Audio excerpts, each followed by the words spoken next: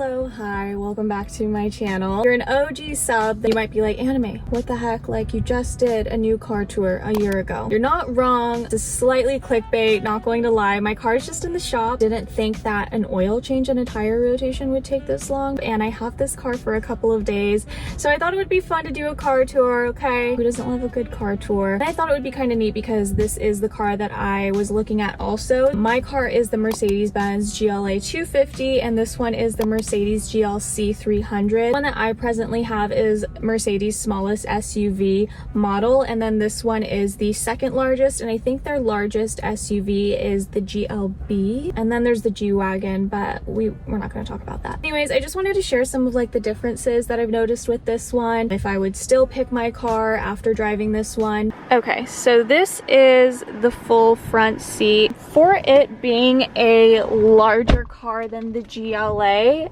it actually feels a lot smaller up here. Mine personally feels like it has a lot more room. It just feels more compact in here. And same for the back seat. I think the back seat feels like the exact same size. So the biggest, most noticeable difference is this. The speedometer on here is like your traditional speedometer, and then it has a little screen right here that you could still control on the wheel. But mine, this screen extends all the way through. So I don't have like the traditional speedometer in front of me. And then same with the air vents. I have to say, for mine being a smaller SUV, I just feel like the design on mine is a lot more luxurious. You still have like the mouse pad here that controls this entertainment system, and then you open this up here and you have like the cup holders. Another thing that was kind of disappointing in this car was there was no ambient lighting, and I think that's kind of really what makes it feel really luxurious when you're driving your car at night. So I really miss that about my car. I love driving my car at night. Pretty positive you can get the ambient lighting. With Mercedes, you can really customize your car to be how you want it, but just with this particular model that I'm driving, it didn't have like the pink and purple lights that make it super fun to drive at night. So other than that, there are a few things about this car that I actually do like a lot better than mine. I'll jump into that in a second. As far as like features go, everything about this is the same. You can really control the entertainment center from the wheel, or from right here, or from the touchpad itself. Let me pause that. Oops. So yeah, and then you have, of course, like your phone. You can do the Media Connect, the Mercedes Connect.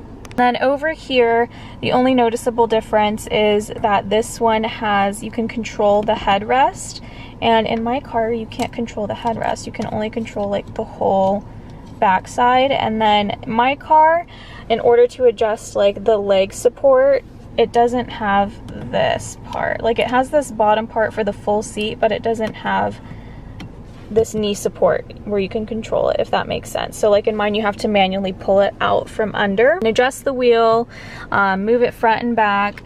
The headlights and everything are the same right here.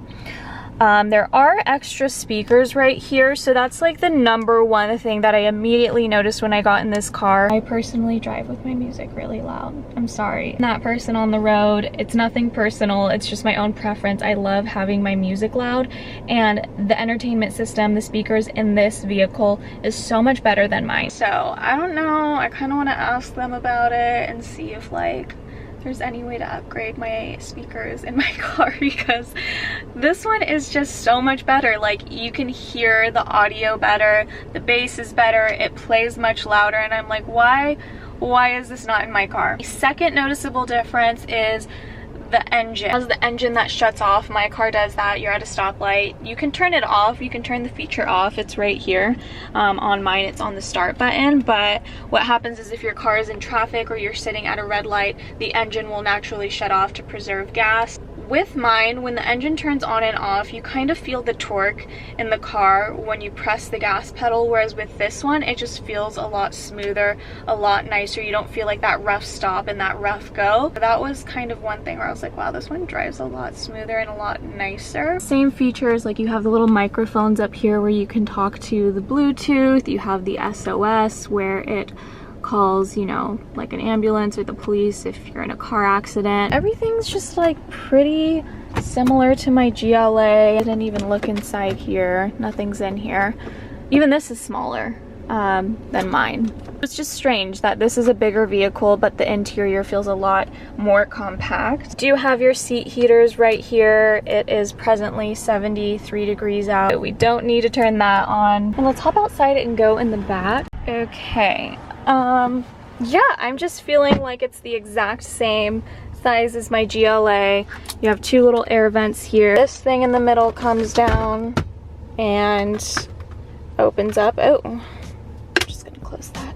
All right, my friends, I'm gonna wrap up the video there.